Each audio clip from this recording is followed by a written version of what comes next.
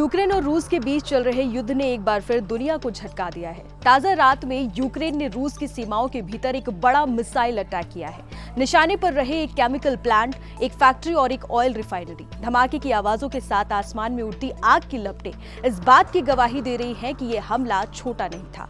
तस्वीरें सामने आई हैं और हर तस्वीर युद्ध की भयावहता को साफ साफ बयां कर रही है। एक तरफ यूक्रेन की जवाबी कार्रवाई तो दूसरी तरफ रूस का बढ़ता आक्रोश। ये युद्ध अब किसी ठहराव की तरफ जाता हुआ नहीं दिख रहा है, बल्कि दिनों दिन और ज्यादा भड़क रहा है। नमस्कार, मेरा नाम है अनुषी गुप्ता और आप देख रहे हैं एनडीटीवी इंडिया। इसी बीच एक और बड़ा अंतर्राष्ट्रीय घटनाक्रम, अमेरिकी राष्ट्रपति डोनाल्ड ट्रंप की बढ़ती नाराजगी। व्हाइट हाउस ने साफ कर दिया है कि ट्रंप रूस और यूक्रेन दोनों से बेहद हताश हो चुके हैं। महीनों से चल रही शांति वार्ता बेनतीजा रही है। प्रेस सचिव कैरोलाइन लेविट ने कहा है कि राष्ट्रपति अब सिर्फ बातचीत नहीं, नतीजे चाहते हैं। वो अब ऐसी बैठकों में शामिल होने के मूड में नहीं है जहां समाधान की कोई भी उम्मीद दिख ही नहीं रही है। जेलेंस्की ने यह भी कहा कि उन्हें चुनाव कराने में कोई आपत्ति नहीं है, लेकिन युद्ध के बीच वोटिंग कराने के लिए सुरक्षा, लॉजिस्टिक्स और कानून तीनों की गारंटी चाहिए। जेलेंस्की ने ऐलान किया कि यूक्रेन 3 महीने में चुनाव कराने को तैयार है, लेकिन अगर पश्चिमी साझेदार सुरक्षा दे दे तभी संभव हो सकेगा। लेकिन यही दूसरी समस्या सामने आ जाती है। ट्रंप की ये मांग कि जेलेंस्की शांति समझौते के लिए रियायतें दे, क्योंकि यूक्रेन युद्ध मैदान पर हार रहा है और रूस की बढ़त है। ट्रंप के शब्दों में, अगर आप हार रहे हो तो आपको चीजें स्वीकार करनी पड़ती है। उन्होंने बहुत जमीन खोदी है। यानी एक तरफ ट्रंप जेलेंस्की पर चुनाव कराने का दबाव भी बना रहे हैं और दूसरी तरफ उन्हें ये भी कह रहे हैं कि रूस की शर्तें मानो।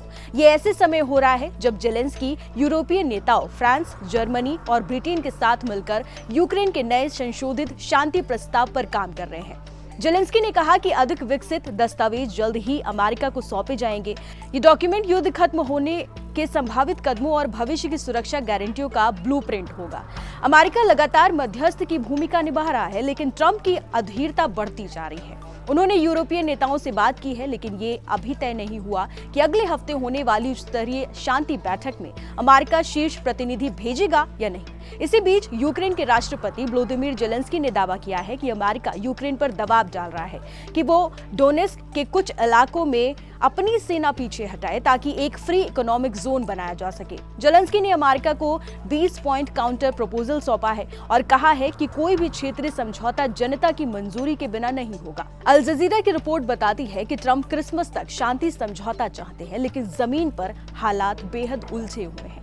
अविश्वास की खाई गहरी है और सीमा पर लगातार लड़ाई जारी है। ऐसे में क्रिसमस शांति का त्योहार बनेगा या फिर युद्ध की जारी दास्तान, ये आने वाले हफ्ते ही तय करेंगे। निष्कर्ष साफ है, दुनिया बातचीत की उम्मीद में बैठी है, लेकिन गोलियों और मिसाइलों की आवाजें अभी भी ज्यादा बुलंद है। अगर जल्द राजनीतिक संकल्प नहीं आया तो यूक्रेन रूस युद्ध न केवल लंबा खींचेगा, बल्कि पूरी दुनिया को अपने आर्थिक और रणनीतिक असर में और गहराई तक खींच ले जाएगा।